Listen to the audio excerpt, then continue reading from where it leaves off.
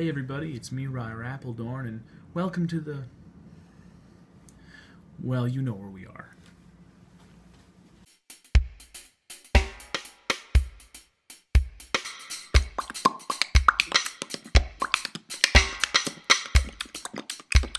Hello everybody! I hope you're all doing well, and I hope your builds are going strong. We've been making a little bit of progress here in the Slammer. We made just a tiny amount of progress on the scrap rod. All we really did was pick out some more parts for it, and we'll talk about that more later in the week. For now, I wanted to talk about something that I never really thought of, but I've been thinking about it as it's come up in conversation with a few people out in the community, so I figured I'd just open it up for discussion. So, I'm an artist for a living. That's what I do. That's how I make a living.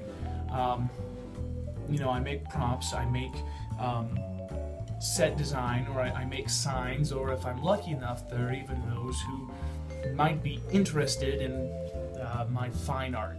But for the most part, people just hire me as a design consultant or a designer. I do all freelance work, and that's one, because it works well with my schedule, but also doesn't limit me creatively. Now, some people say they have the compulsive need to make art.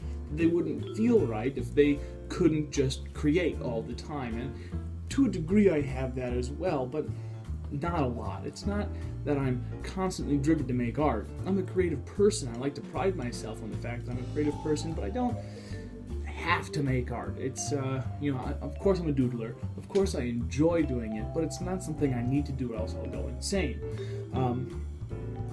That being said, making art is something that I'm still passionate about. I still really incredibly enjoy doing it, and that's why I'm lucky enough to be an artist for a living. Very rarely do I ever put any thought into my fine art as to if it's going to sell or how I'm going to sell it later on. That's just not what's going through my head when I'm making it. I'm more focused around the actual creation of the item. So that's why I say it's lucky if someone's interested in purchasing some of my fine art, and really they rarely are. But a lot of the same thoughts, the importance of creation and making it a well-crafted object and everything like that, that's always the priority, and also, of course, the inspiration and the creativity behind that. It's something that I take great pride in, and that goes hand in hand with my model making. I mean, after all, my models in my art making do follow basically the same path. But I know a lot of people do buy models, and a lot of people sell their models. I've never sold a model. I've never really even considered selling a model. Part of that's because, well, I put so much time and effort into them, I sort of fall in love with them, and I can't bear to let them go. Part of it's because, well, no one's really ever shown a lot of interest, and part of it is because the model usually isn't the final work of art.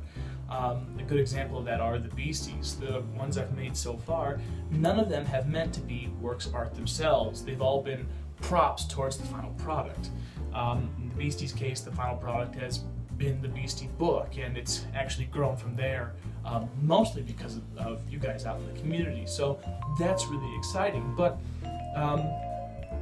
no one's ever really expressed interest in purchasing models from me, and I've never really been interested in purchasing models from someone else.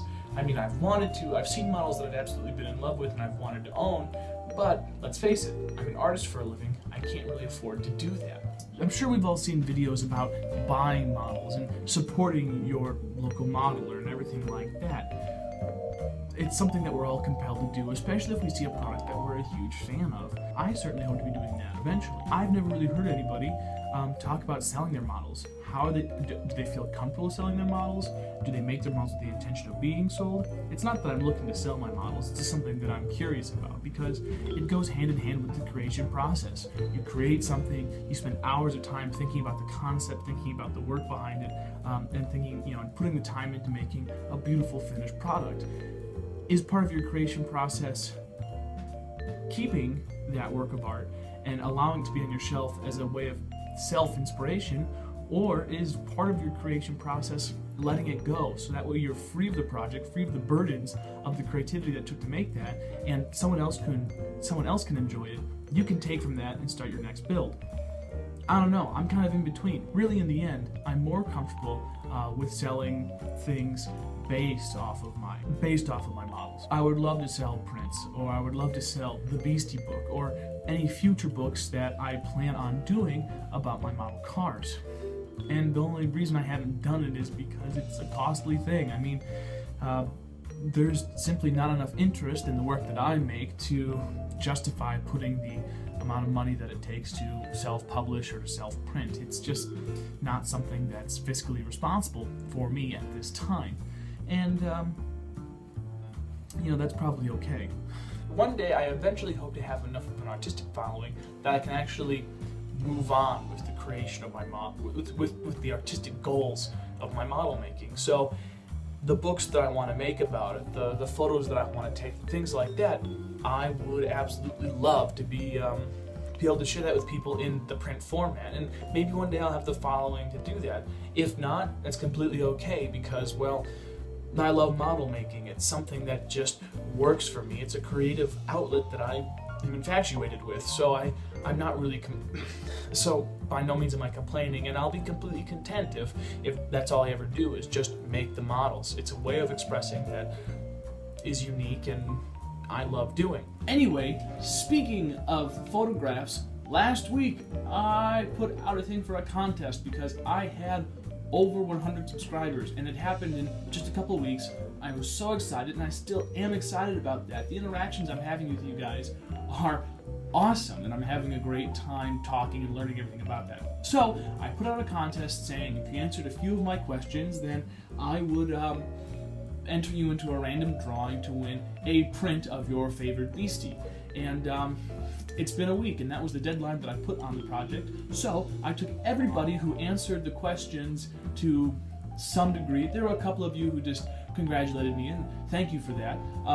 But I took everybody and I assigned them a random number, and then I put the total number, which was around 30, into a random number generator, and I came up with a name.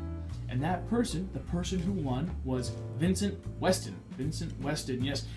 Drew your number randomly, so go ahead and send me a PM, pal. I'll send you my contact information, and then we can start talking about how I can get that print to you.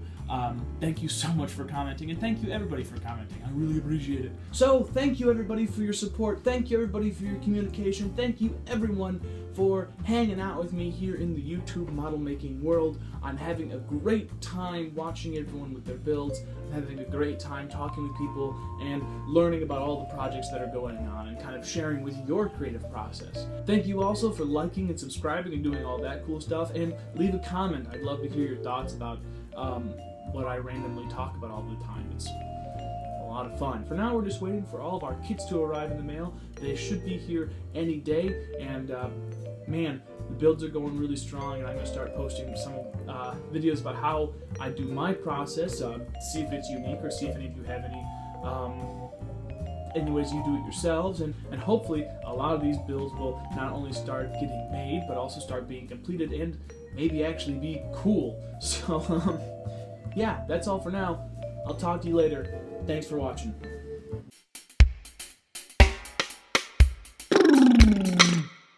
I don't know if you guys could tell, but I'm completely exhausted, and I'm about to go take a nap. But before I do that, I want to offer you one piece of worldly advice. Always wear colorful socks, and never take the time to match them.